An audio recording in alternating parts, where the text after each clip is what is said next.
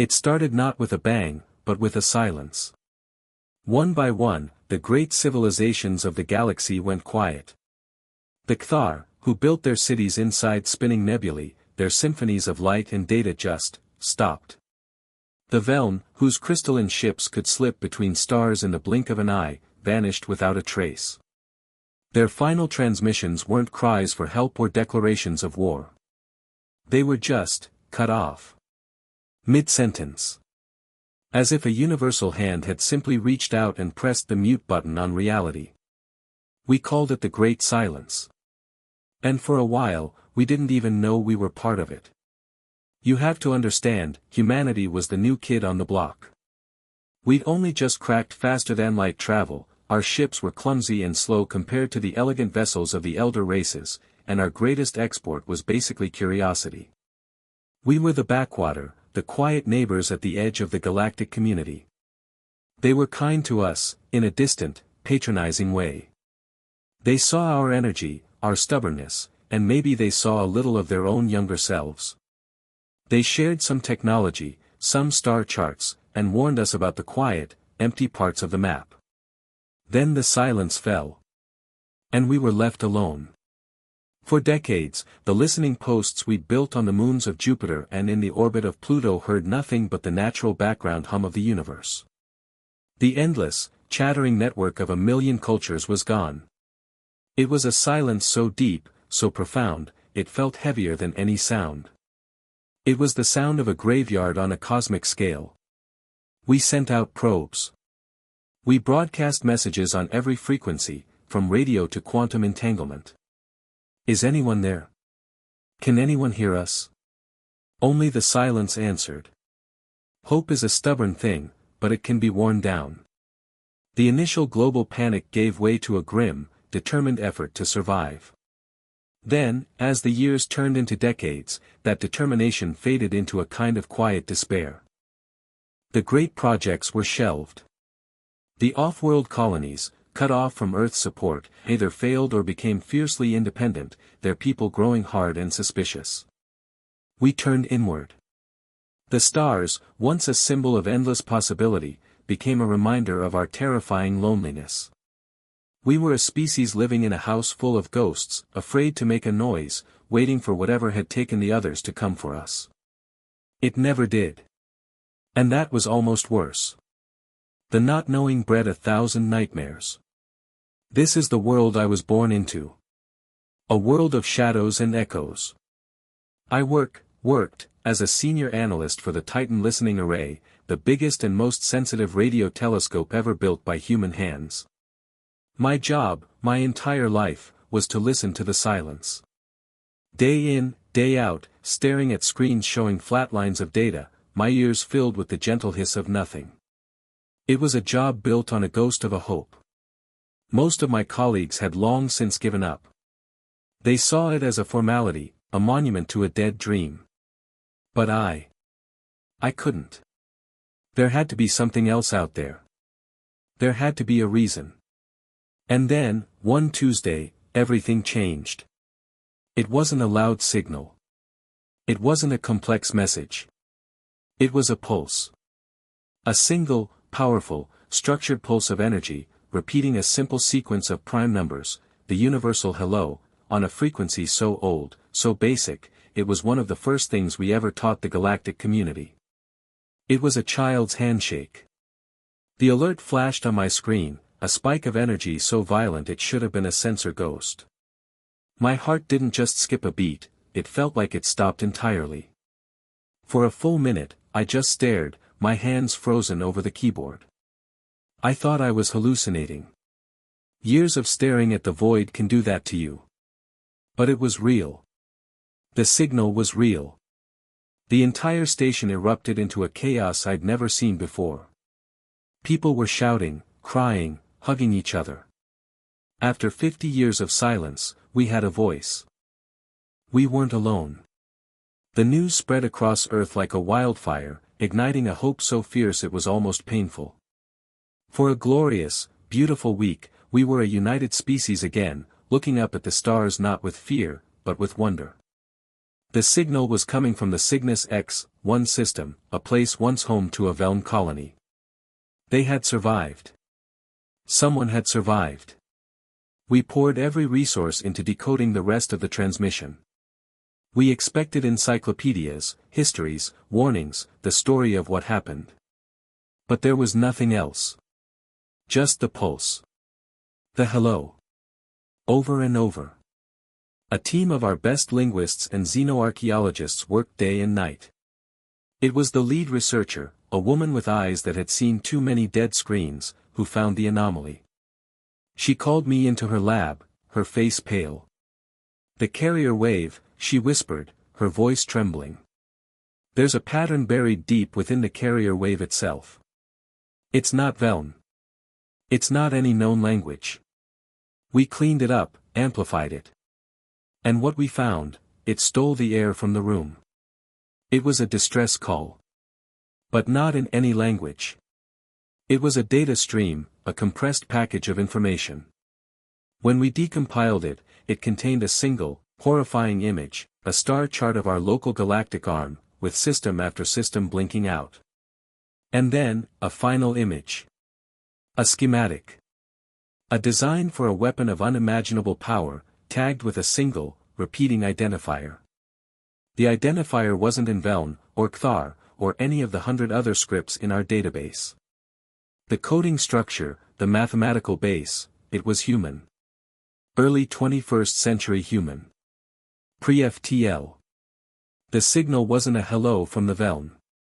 It was a warning. A warning built using our own archaic programming languages as a foundation. A warning meant specifically for us. A warning that had been playing on a loop for, we calculated the signal degradation, for nearly 50 years. It had been broadcast just days after the Great Silence began. The celebration died. The hope curdled into a cold, sharp fear that settled deep in our bones. They hadn't just been wiped out.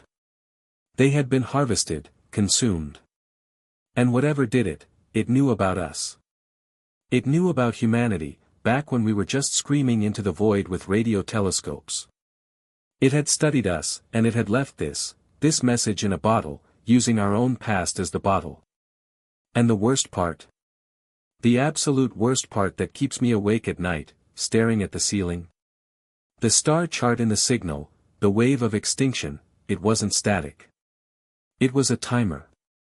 A countdown. And according to the final, updated trajectory based on the signal's own data. The silence isn't coming for us anymore. It's already here. The silence in the lab was heavier than the 50 years of cosmic static that had preceded it. It was the silence of a tomb, and we were the ones who had just read our own epitaph. I stared at the star chart frozen on the main display, a map of our own neighborhood, with a creeping, blinking wave of darkness that had swallowed civilizations older than our entire species. And at the edge of that wave, a single, blinking red dot. Sol. Our sun. The lead researcher, the one who had found the truth, didn't move. She just stood there, her hand pressed against the cool glass of the screen.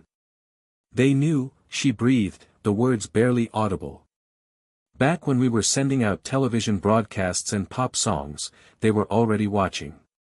They knew we'd understand this. They built the warning in a language we couldn't miss. That was the part that made my skin crawl. This wasn't some ancient, forgotten beacon. This was a targeted message. A predator doesn't just hunt, it studies its prey. It learns its habits, its weaknesses. This thing, this silence, had studied humanity from a distance, back when we thought the biggest threat to our existence was ourselves. It had looked at our early, clumsy attempts at code, our first fumbling steps into the digital age. And filed it all away. It had created the perfect key to unlock our attention, and then it had waited. The initial euphoria of contact had become a global panic, which then hardened into a grim, cold dread. Governments, which had been at each other's throats for scraps of resources for decades, were forced into a desperate, terrified alliance. There were no more borders. There was only one border now, the edge of our solar system. The United Earth Defense Command was formed in a matter of days, a shaky coalition running on pure adrenaline and fear. I was pulled from my listening post and thrown into a room deep under the Alps, a bunker designed to survive a planet-killing impact. The air was recycled, tasting of metal and anxiety. My new job was no longer to listen for a signal, but to understand the one we had. I was part of a team, scientists, soldiers, historians, all trying to piece together a puzzle with most of the pieces missing. We called the signal the echo. It felt right. It was the last sound of something else, bouncing back to us through the void. Days blurred into nights, lit only by the glow of holographic displays. We tore the echo apart, bit by bit. The weapon schematic was the most terrifying thing I had ever seen. It wasn't a bomb or a laser. The principles were beyond our understanding, something to do with localized gravitational singularities, creating a tiny, temporary black hole. The math was insane, a blend of theoretical physics we were just beginning to grasp and something else, something alien and cold. But the instructions for building it, they were written with a chilling simplicity. The materials were all listed with their human periodic table names. The construction process was broken down into steps a skilled engineering team could follow. It was a recipe. A recipe for a gun we didn't understand, left on our doorstep by a ghost. Why? A young engineer asked one day, his voice cracking with exhaustion. We'd been at it for 36 hours straight. Why give us a weapon? If this thing, this silence, wanted us gone, why help us fight back? No one had an answer. The theories were the stuff of nightmares. Maybe it was a test. A way to see if we were worthy of being harvested. Maybe it was a cruel joke, to give us a sliver of hope before crushing us. Or maybe, and this was the theory that kept me awake, the weapon wasn't for the silence at all. Maybe it was for something else. We dug deeper into the echo's data stream, the part buried beneath the star chart and the schematic. It was like trying to read a book that had been burned, with only fragments of sentences left. We found corrupted data packets that might have been logs, maybe even personal recordings from the civilization that sent it. We managed to recover a few scattered, audio-visual fragments. They were haunting. One showed a city of crystalline spires under a purple sky, but the sky was cracked with lines of unnatural darkness, like fractures in reality. There was no sound, just the image of those cracks spreading. Another fragment was just a close-up of a being's face, large, liquid black eyes that held not fear, but a profound, heartbreaking sadness. It looked directly into the recorder for a moment, and then the fragment ended. But the most chilling fragment was the one we found last. It was a single, clear symbol, repeated over and over in the corrupted data. It wasn't a word. It was an icon. A simple, geometric shape, a perfect, black circle, featureless and dark. It was the identifier. The mark of the silence. We ran it through every database, every piece of xenoarchaeology we had. Nothing. It was unknown. But one of the historians, a man who had devoted his life to studying the few artifacts the Veln had given us, noticed something. He pulled up images of Veln art, specifically their funerary inscriptions. He pointed to a recurring motif, a circle, but one that was always depicted as broken, with a small gap in its circumference. For the Veln, he explained, his voice hushed, a closed circle represented eternity. A perfect, unending cycle. A broken circle, it represented the end of things. Death. The final silence. He looked from the broken circles in the Veln art to the perfect, unbroken black circle of the silence's symbol. The connection was clear, and it made my blood run cold. The Veln knew of this thing. They had a myth about it. A legend of an end that was so absolute, it consumed even the concept of an ending itself. It wasn't just death, it was the erasure of everything that came before. The perfect, closed circle. The end of history. And that's when the second signal hit. It didn't come from deep space. It came from the edge of our own solar system, from a long-range sensor buoy stationed out near Pluto. The buoy was designed to watch for comet impacts and gravitational anomalies. It wasn't even part of the listening network. The signal was a simple, automated alert. A proximity warning. Something had tripped the buoy's gravitational sensors. Something massive. It wasn't on a collision course with Earth. It was just, there. Sitting in the cold dark, just beyond the orbit of Neptune. It hadn't been there yesterday. The alert flashed onto our main screen in the bunker, a simple line of text that sucked all the air out of the room. Object detected. Trajectory, stationary. Mass, unclassifiable. Profile, unnatural, ***. We weren't listening for a signal from the past anymore. The past had come to visit. And it was waiting for us. The bunker didn't feel like a sanctuary anymore. It felt like a cage. That single line of text, profile, unnatural, hung in the air, more terrifying than any scream. For 50 years, the enemy had been a ghost, a theory, a nightmare from a dead civilization's data stream. Now, it was a thing. A thing with mass. A thing that could park itself in our backyard without a sound, without a warning, just a cold, automated alert from a machine that was never meant to see it. Panic is a fire, but dread is an ice that settles in your bones and never melts. The command center erupted into a controlled frenzy, voices tight, faces pale. Every telescope, every satellite, every deep space probe we had was retasked, their lenses and sensors straining towards the edge of the system, towards Neptune's orbit. We were blind people suddenly staring into the sun, terrified of what we might see. The first images were a disappointment, which was somehow worse. There was no giant, menacing warship. No planet-sized beast. Just, an anomaly. A distortion. On the visual spectrum, it was a patch of space that was too black, a void that swallowed the light of the distant stars behind it. It didn't reflect, it consumed. But on gravitational and quantum resonance scanners, it was a screaming singularity. The data made no sense. It was as if a hole had been torn in reality itself. They called it the shade. The weapon schematic from the echo became our entire world. The theoretical debate was over. We were building it. It was a desperate, mad scramble across the globe. Factories that had been silent for a generation roared back to life, their purpose now singular, terrifying. The required materials were rare, some only found in dangerous, deep space mining operations. We stripped asteroids bare. We dismantled old colonies for parts. Humanity, for the first time in a century, was united in a single, frantic purpose, to build a gun we didn't understand, to fight an enemy we couldn't see. I was tasked with the most haunting job of all, trying to communicate. The theory was that if this shade was the source of the silence, and if the echo was a warning, then maybe, just maybe, it was also trying to talk.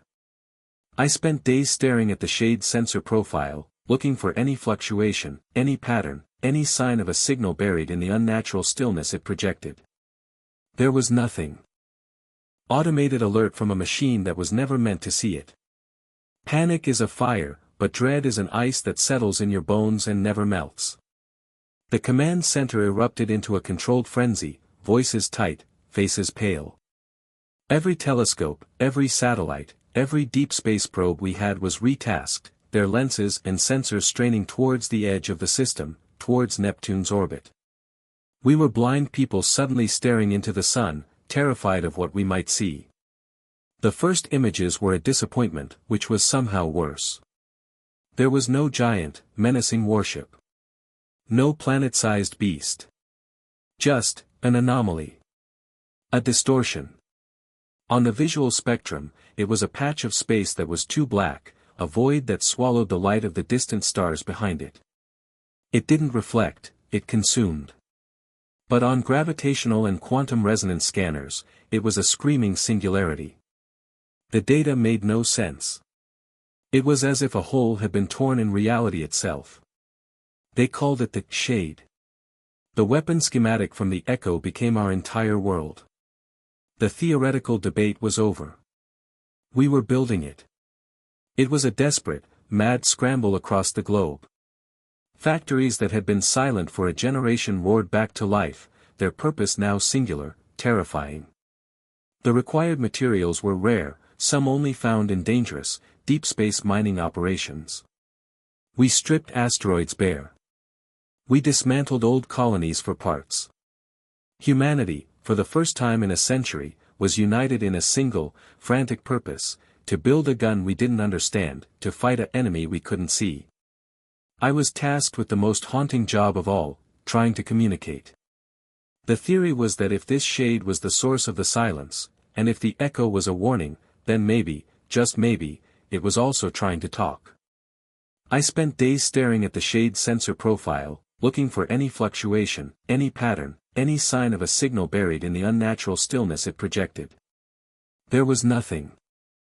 Only that perfect, unwavering silence. It was like shouting into a bottomless well and hearing not even an echo. It was the most profound loneliness I have ever felt.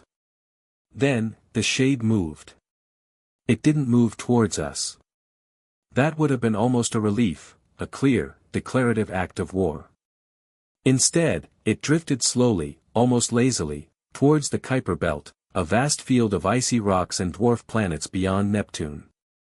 It approached a small, frozen world, a place we'd catalogued as XR-49.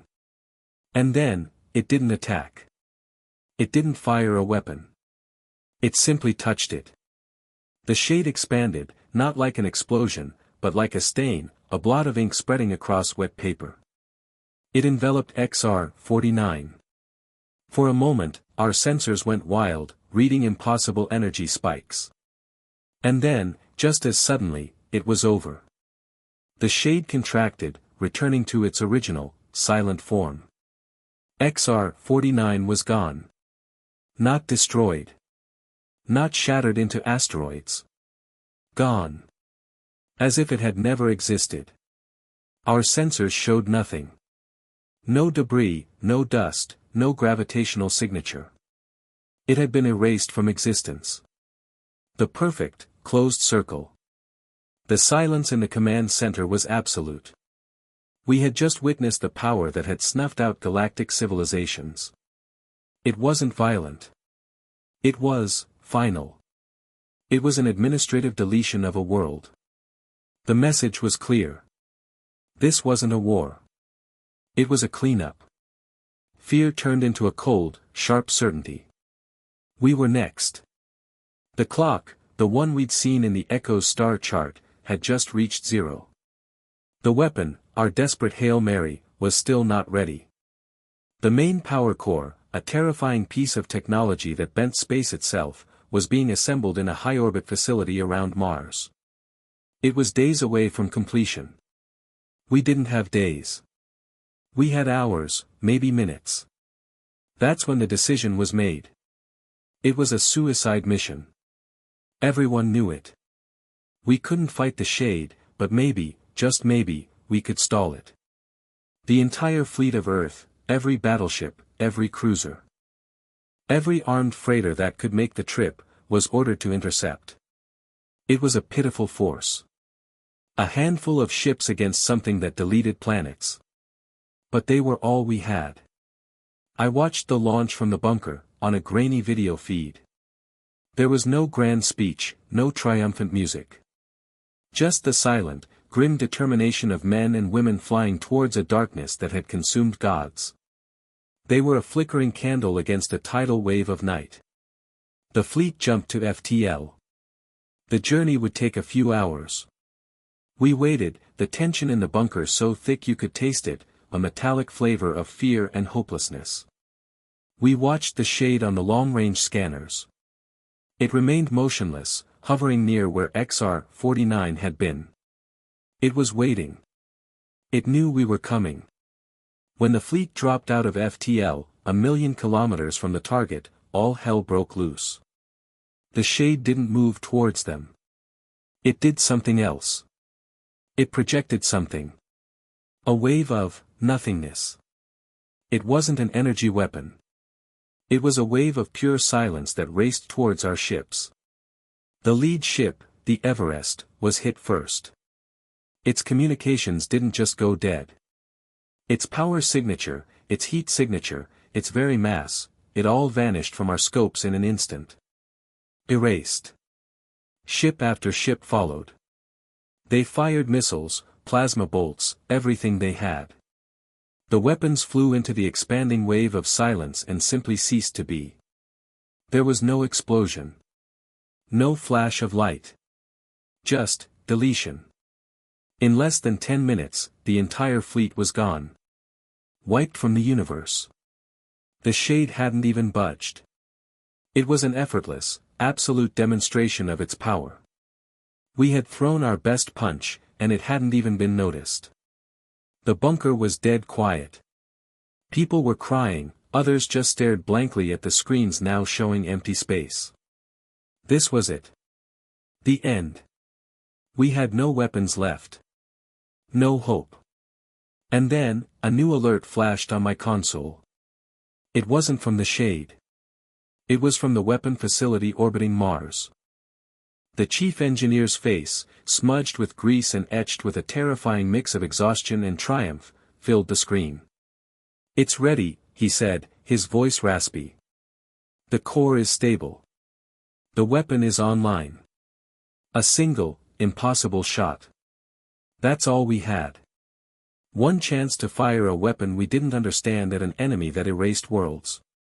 The firing solution was calculated, a complex trajectory that would send the projectile, a capsule containing the artificial singularity, right into the heart of the shade. The order was given. From the orbit of Mars, a small, unassuming projectile was launched. It wasn't fast. It wasn't flashy. It slipped into FTL, a tiny spark of human defiance hurled into the face of absolute darkness. We watched its progress on the tracker. It dropped out of FTL 1,000 kilometers from the shade. For a second, it hung there, a speck of metal against an abyss. Then, it activated. The screens whited out. Sensors overloaded. The bunker shook, a deep, vibrational groan that felt like the universe itself was straining. When the visuals cleared, we saw it. A tiny, brilliant point of light had appeared where the projectile had been. A newborn star. It was the singularity, the weapon we had built from a dead civilization's blueprint. And it was doing what it was designed to do. It was pulling. The shade, the perfect, silent darkness, began to distort. It was being stretched, its form twisting like smoke caught in a draft, being pulled inexorably towards that hungry, brilliant point of light. A cheer started to rise in the bunker, a raw, desperate sound of hope. It was working. We were fighting back. But then, the shade did something we could never have predicted. It stopped resisting. Instead of fighting the pull, it seemed to flow into it. The entire massive structure, the thing that had swallowed a planet, poured itself into the tiny singularity. It wasn't being destroyed. It was being consumed. And the singularity, in turn, began to change. The brilliant white light at its core started to dim, flickering, and then, it turned black. Not the black of space, but the absolute, light-eating black of the shade. The tiny point of light was gone. In its place hovered a new, smaller, but perfectly formed shade. It had taken our weapon. It had absorbed the very thing meant to destroy it. And then, it started moving. Not towards Mars. Not towards any other planet. It turned, with a silence more deafening than any explosion, and began to move towards Earth. The cheer in the bunker died in our throats, strangled by a silence deeper than any we had ever manufactured. The screens, which had shown a flicker of impossible hope, now showed only a colder, more focused darkness. The shade hadn't been destroyed. It had evolved. It had taken our greatest act of defiance, our singularity, and swallowed it whole, turning our own weapon into a part of itself. It was like watching a fire we'd lit to ward off a beast be consumed by the beast, leaving it stronger, hungrier. And now it was coming for us. The journey from the edge of the system to Earth would take it mere hours. There were no more fleets. No more secret weapons. The schematics from the Echo had been a one-time gift, and we had spent it. All we had left were rocks and rhetoric. The bunker, once a symbol of last-ditch survival, now felt like a grave we had dug for ourselves. The air was thick with the smell of sweat and despair. This was it.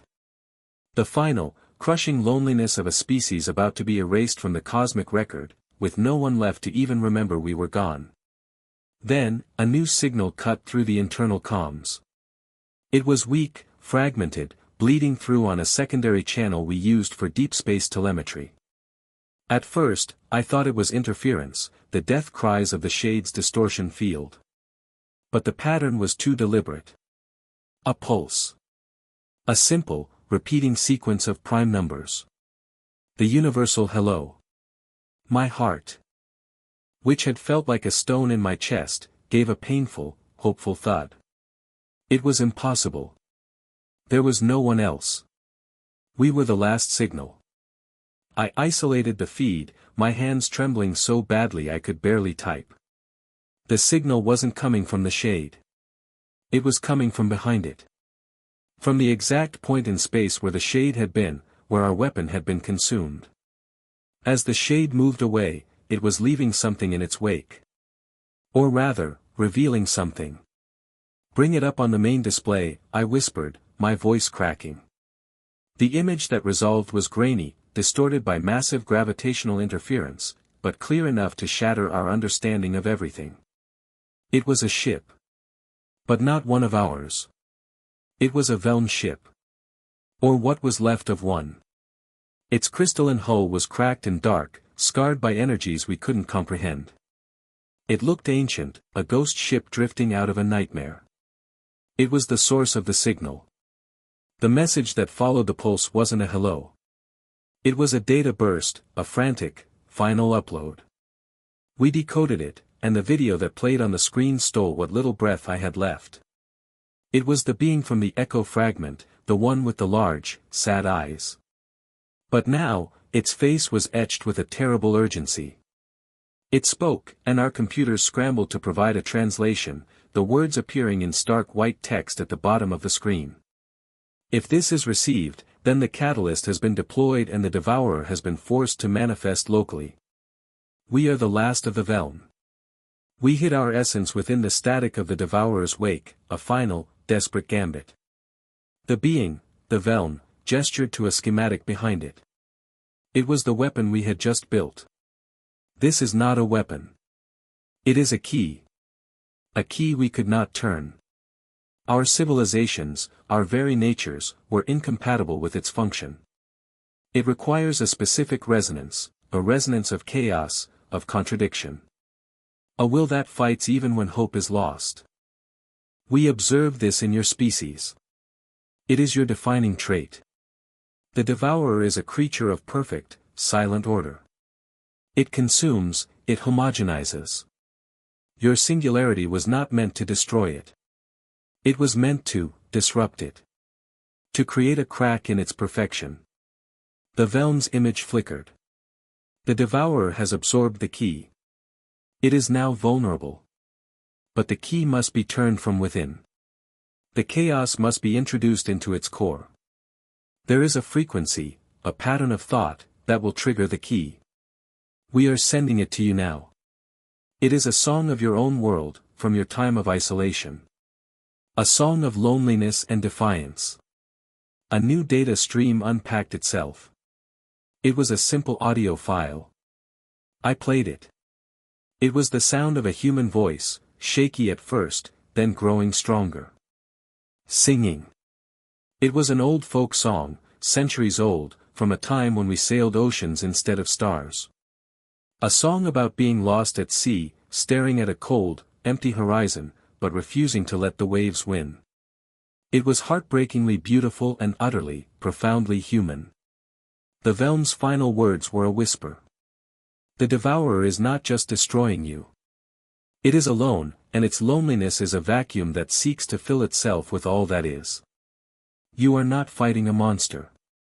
You are answering a cry for help from the most lonely thing in existence. But to answer it, is to end it. You must broadcast this signal, this song, directly into the heart of the devourer, now that the key is inside. There is no more time for us.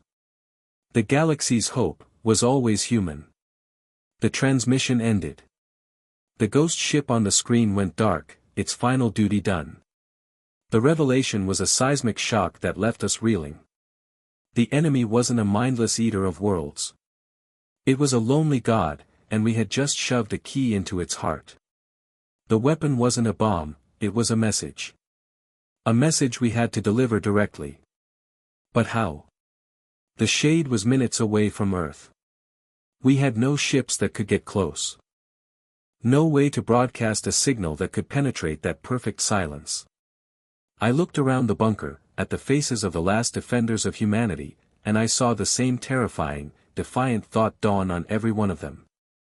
The only transmitter powerful enough, the only thing that could get close enough to the shade now, was Earth itself.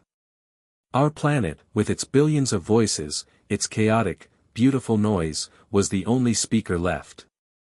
We would have to turn our entire world into a beacon. We would have to aim every communication array, every satellite, every power grid at the approaching darkness and scream a song into its heart. It was our last, most desperate act. Not to fight the loneliness, but to answer it. And in answering, to extinguish it forever. The silence was almost here. And we had one last thing to say. The plan was insane.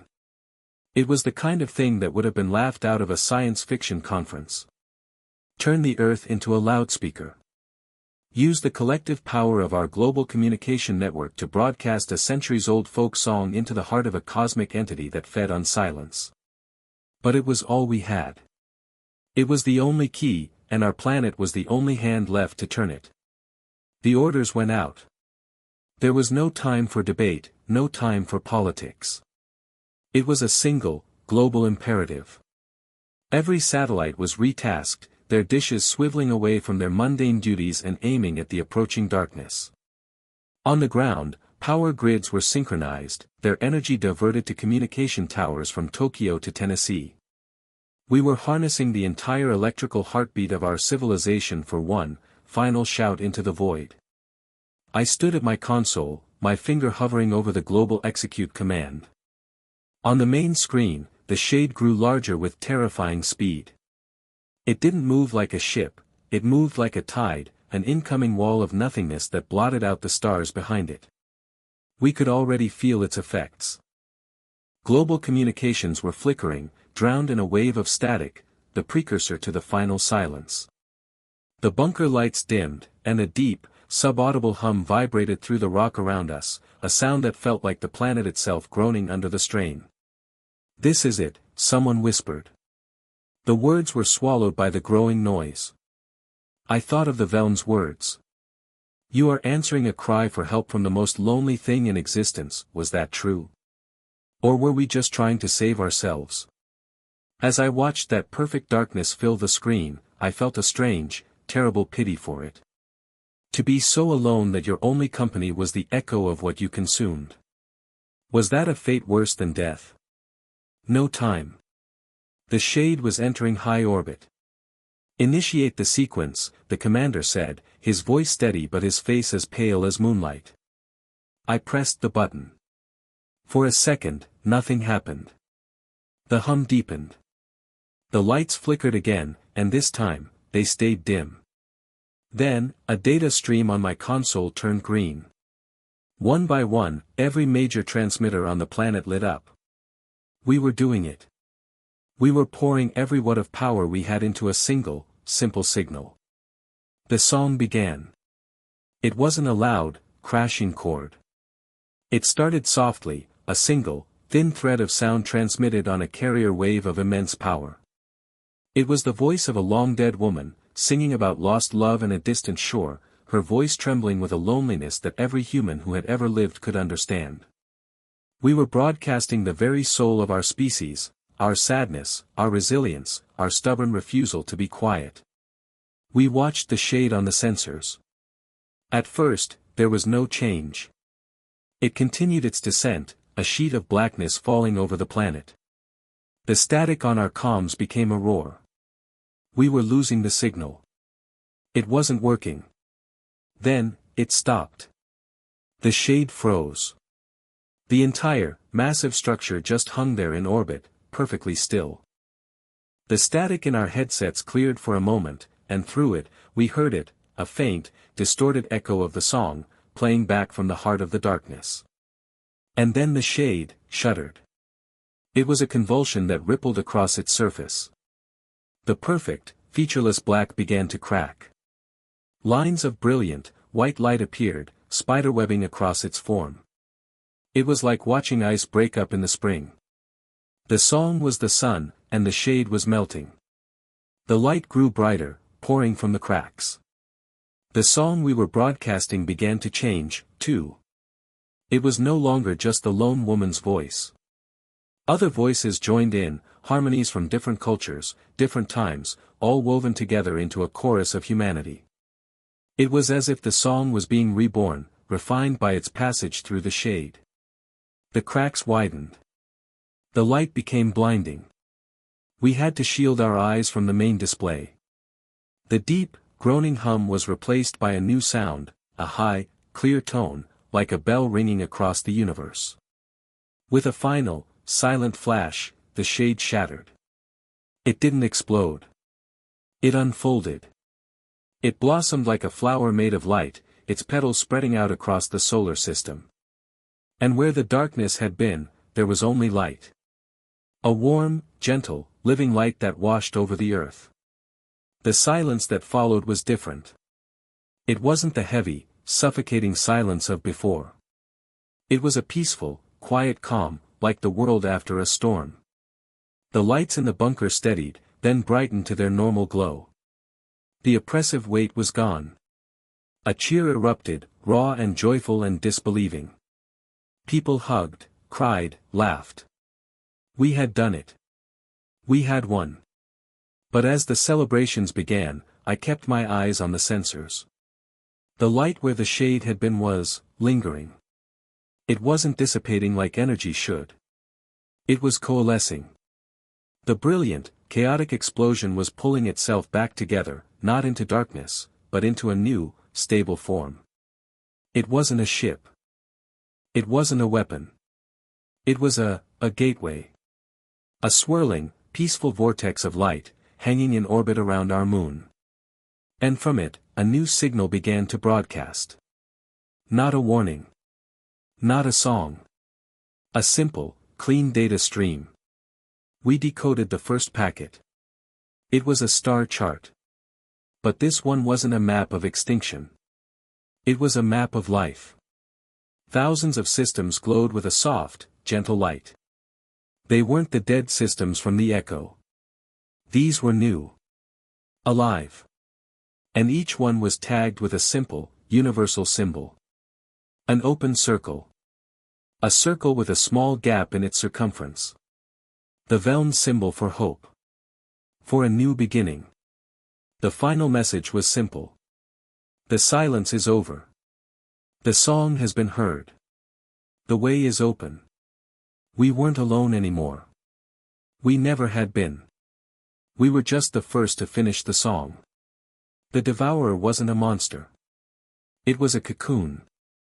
A painful, terrifying, lonely cocoon that had contained the seeds of a new galaxy, waiting for the right key to unlock it. A key of chaos, of contradiction, of human loneliness answering a cosmic loneliness. We looked up at the sky, not at a threat, but at an open door.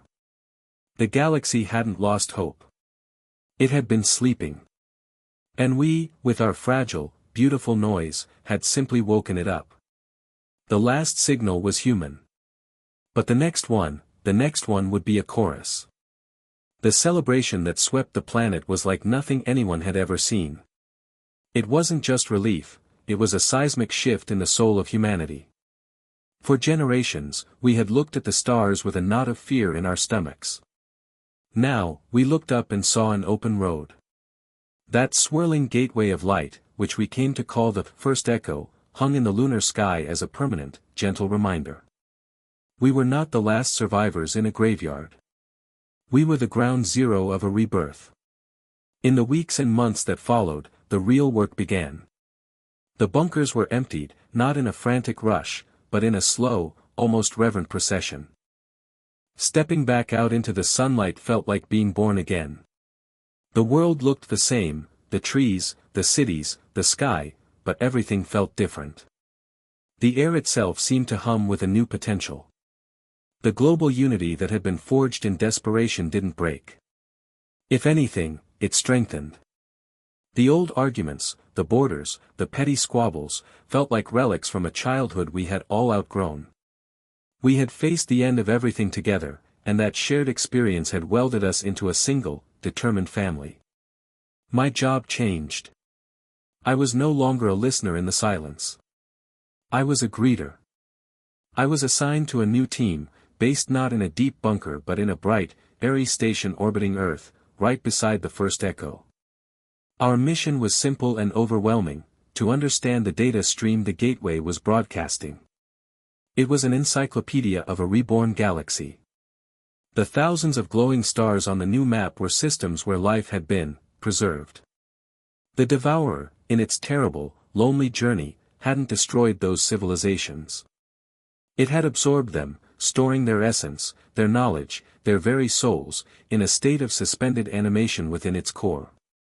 Our song, our defiant act of reaching out, hadn't killed it. It had completed a circuit. It had provided the chaotic, emotional energy needed to trigger a transformation. The cocoon had broken, and the butterflies were waking up. The first contact wasn't with a ship.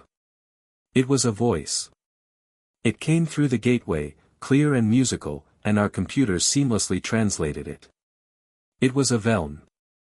Not a recording, but a living being. People of Earth, the voice said, and you could hear the tears in it.